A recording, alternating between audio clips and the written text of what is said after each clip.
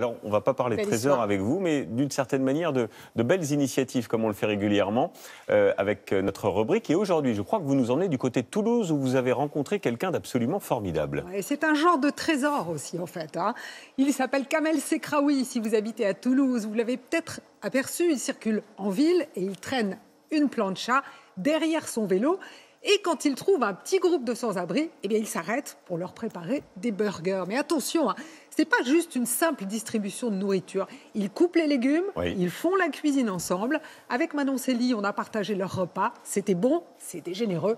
Kamel, chapeau.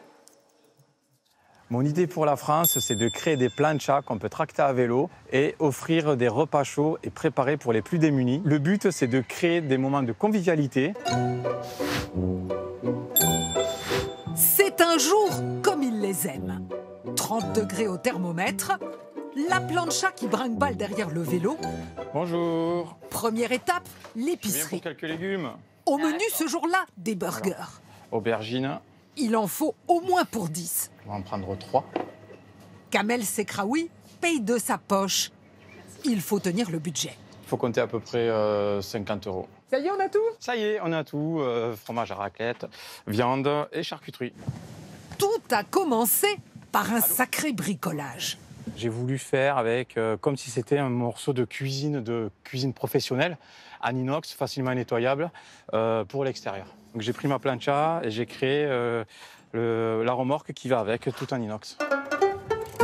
Sur sa plancha à pédales, tirée par un vélo électrique. Là, on est sur à peu près 50 kilos quand même, avec toute la nourriture dedans. Une fois par semaine, Kamel donne rendez-vous à ses convives. Alors, là, je cherche une petite place où il y a des sans-abri. Au frais sous l'acacia, prévenus par les réseaux sociaux, il y a les habitués. Ça va? Eux ne sont jamais venus. C'est la première fois qu'on se voit. Ah. Et ce jour-là, il y a du renfort. Donc ça vient de notre jardin.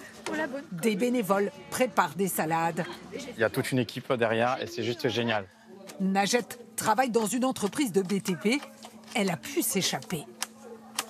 Je venais des camels pour préparer la plancha et à 14 h, je reviens à mon travail. J'ai fait des petits pains pour faire les hamburgers et j'ai fait de la brioche aussi. C'est parti pour la plancha.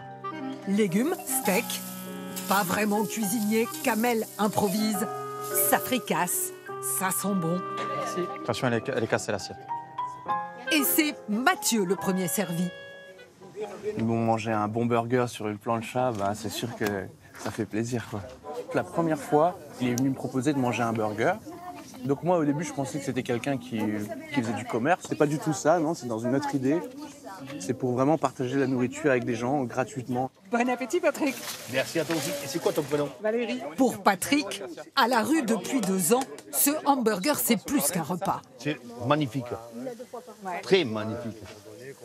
C'est un lieu de rencontre parce qu'il y a des fois, quand on vit très mal, on est bien content d'avoir un truc, des choses comme ça. Bonjour madame. Bien manger, ça met Félix de bonne humeur. Ça, c'est génial.